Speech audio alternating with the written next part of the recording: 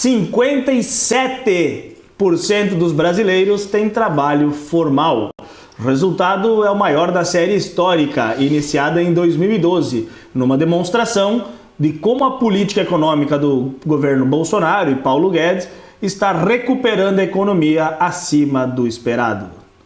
Ou seja, não era o Brasil que estava em crise, o Bolsonaro estava acabando com o emprego, milhões de desempregados, o Brasil consegue retomar a economia enquanto o mundo está em recessão? Esse ia ser o meu comentário de entrada, mas daí tu chamou o Moro, não tem como falar do Moro, né, cara? Aí, porque assim, ó... Não, eu não chamei o Moro, ele veio por conta. Foi ele que se meteu. Tomou uma decisão. Foi ele que se meteu onde não devia. Não, o que eu ia comentar é o seguinte, que continua caindo as máscaras, só que as máscaras não estão caindo. Elas estão subindo e tapando os olhos de quem não quer enxergar. As máscaras estão subindo e estão nos olhos das pessoas que não querem enxergar vamos dizer assim, a retomada de crescimento que está em números escancarados para quem quer ver. Que o Brasil está disparado nessa retomada na frente de todos os outros países, né? E isso está se refletindo em números. A inflação agora de julho já reduziu 0,13%, né? O superávit, né, de 181 bilhões, isso faz mais de 10 anos, eu acho que não acontecia, e na época que aconteceu foi de 30, né? Vamos dizer, é uma diferença gigantesca. A gasolina ontem voltou a cair 3,9%. Mais né? 15 centavos. Exatamente, nós já temos uma das gasolinas mais baratas no mundo, né? E isso é números, né, que eu trago aqui. Dos 7 maiores países do mundo, né? Vamos lá, o Brasil está na frente, a gasolina mais barata do mundo. Na frente de Japão e Estados Unidos, sim, acredite, nós estamos na frente, a gasolina do Brasil é mais barata que dos Estados Unidos, do Canadá, da Alemanha, da França, da Itália e da Inglaterra.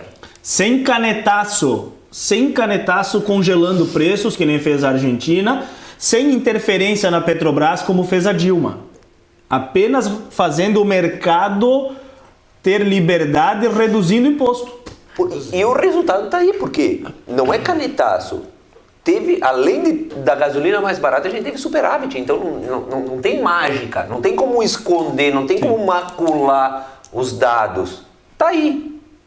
Só não acredita quem não quer ver. Né? E é isso que surpreende. Né? Os números são todas as semanas, quase que diariamente a gente tem notícia de números positivos em relação à economia no Brasil. Isso, nesse momento que o mundo todo está vivendo crises e dificuldades, na Argentina, por exemplo, tem filas quilométricas para as pessoas abastecerem 15 litros de uma gasolina cara. Só que a gente tem que conversar com gente esclarecida e tem que ouvir as asneiras dos caras falar, mas na Argentina é mais barato. Sim, claro que é mais barato. Claro que é mais barato, não tem? Na minha casa, o diesel que eu vendo lá na minha casa é 50 centavos, mas não tem. Entendeu? É umas asneiras. Eu vendo a 50 centavos, só não tem. Gustavo, coloca esse... Tu vai colocar esse gráfico aí? Botei. Perfeito. Entendeu? Tá ali, ó. Tá aí o preço da gasolina no Brasil hoje. Consegue enxergar os números, André? 5,89 no Brasil, 6,57 no Japão, 6,59 nos Estados Unidos. Quanto é nos Estados Unidos? 6,59. E no Brasil? 5,89. A média, né? Então, olha... no Canadá, 8,42. Na Alemanha, 9,60. Na França, 10,24. Na Itália, 10,64. E na Inglaterra, 12,15. Ou seja... Vai para a Inglaterra abastecer, então. A gasolina brasileira, ela é mais barata porque o presidente Bolsonaro fez uma redução de impostos. E é importante que nós deixemos claro que o diesel não baixou, e as pessoas têm que entender isso. O diesel não baixou porque o mercado internacional, o diesel continua alto. A produção do diesel, o que baixou foi o barril de petróleo, mas a produção do diesel continua alto pela lei do mercado, oferta e procura.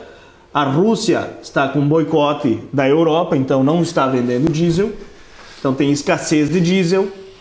No Brasil, o Gilmar falou semana passada, muito importante, a maioria dos estados já tinham o ICMS do diesel abaixo dos 17. Então não impactou de modo muito significativo. E é por isso que o diesel está caro no mundo todo.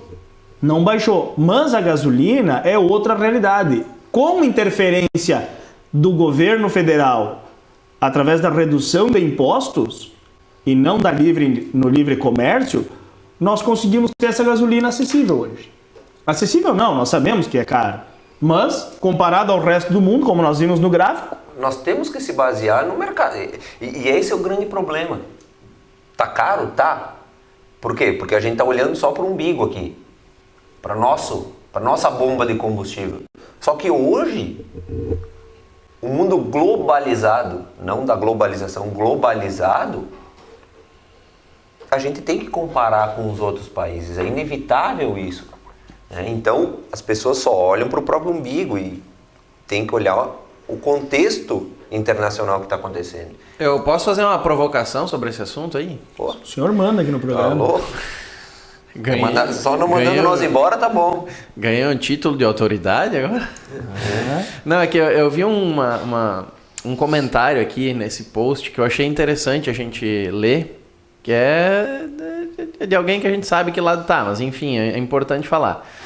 Valdeci alguma coisa, né? Ele comenta naquele gráfico ali, deixa eu colocar aqui na tela de novo rapidamente. Daí a gente já debate sobre, vou botar uma sinuca de bico aí, mas na realidade é uma coisa fácil de desmistificar. Ele diz assim, ó, em resposta ao ministro, né? Só uma pergunta. O senhor não pode comparar os valores dessa forma que você fez. Nenhum desses países tem renda per capita menor que $40 mil por ano. Segundo, nenhum desses países tem um salário mínimo de R$1.200. Todos são acima de R$7 mil. Ok. Ele quis certamente derrubar a tese da gasolina barata, né? Só que em contraponto ao salário mínimo, essas nações também têm um poder muito maior de controle sobre esse produto, né? Os Estados Unidos é um dos países mais autossuficientes em refinaria, né? Mas eu acho que a resposta ela tem que ir num outro sentido. O que esse seu Valdeci não entendeu, e não tem a obrigação de entender, é que a gasolina, junto com o petróleo é uma commodity. Então não se avalia poder de compra quando tu vê o preço no mercado. Não se avalia, não é essa avaliação que ele tem que fazer, que o poder de compra nos Estados Unidos é maior do que aqui, não. É o quanto é o preço vendido hoje no mercado internacional e o quanto o brasileiro consegue revender isso. Ele é uma commodity, não tem como fazer essa comparação. Não, é que tudo se distorce, né? Ali tem duas distorções nesse comentário aí, que é o seguinte: em nenhum momento o ministro diz que o brasileiro tem maior poder de compra da gasolina. Não. Ele só fez um comparativo dos preços, né? O preço do litro da gasolina no Brasil é o mais barato. Ele não fez comparativo de poder de compra. Mas se esse rapaz quiser fazer poder de compra, ele tem que fazer lá atrás, com 2002, 2003, o governo do Lula, quantos litros se comprava de combustível com um salário mínimo e quantos litros se compra hoje, apesar da crise toda.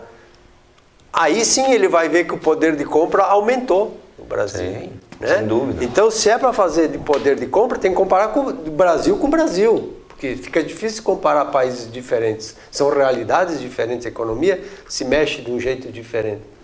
Mas ali, em nenhum momento, o ministro quis botar ali o poder de compra do brasileiro no combustível. É que as pessoas não sabem ler e interpretar texto, né? Eles leem uma coisa e na cabeça deles... É que, Gilmar, o viés acaba levando o raciocínio a um certo ponto, que normalmente dá num muro, né? É que eles fazem...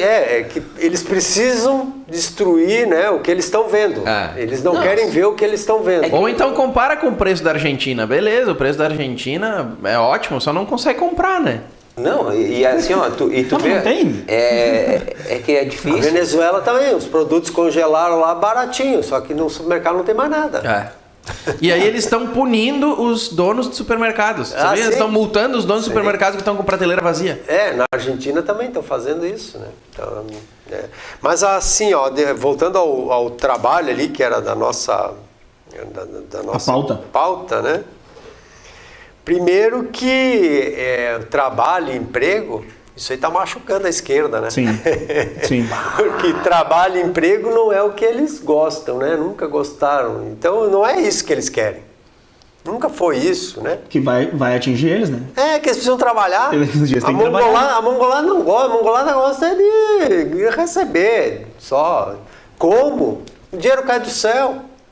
Né? Para o esquerdista, dinheiro cai do céu. É do governo. Cai do céu. O dinheiro chega lá, tá lá no cofre. É só abrir o cofre. E se não tiver no cofre, é ligar a impressora e fazer papel. mais dinheiro. Né? Então é muito simples. Mas assim... Vocês se lembram que no primeiro trimestre nós conseguimos baixar o desemprego, a taxa de desemprego, abaixo dos 2 dígitos, né? Foi 9, o primeiro trimestre foi 9,8%, né? Que chegou aí no governo Dilma a quase 14%. Agora, no segundo trimestre, nós estamos em 9,3%. Provavelmente no terceiro trimestre, se manter essa tendência, nós vamos baixar de 9% da taxa de desemprego no Brasil. Olha só, economia parada 2 anos, uma guerra na sequência que mexeu na economia mundial e nós continuamos reduzindo a taxa de desemprego. Isso é uma coisa fantástica. Gilmar, eu quero te provocar então. O que eles estão falando? Que hoje tem 30 milhões de pessoas passando fome no Brasil. 33 milhões com insegurança alimentar. Eles distorcem essa insegurança que é um dado... Nem é com insegurança. Que tem medo de ter... Eles botam como insegurança mas alimentar. a pesquisa era isso aí. Você tem preocupação com a insegurança alimentar? 33 milhões de pessoas disseram que sim. Que sim. Aí eles... Medo... Todo mundo tem medo de passar fome? Todo mundo, até eu tenho medo. Tá louco? Tenho fome sempre. Entendeu? Sempre tenho fome, tu quer comer, quero. Entendeu? Óbvio que eu ia responder que sim. É verdade. Não, e daí aí eles distorcem. Eu acho que vamos deixar para a próxima pauta. Que é a manipulação. Vamos falar. Desculpa, não vamos querer atrapalhar. Agora assim, que eu vi que tinha a segunda pauta, que é essas distorções.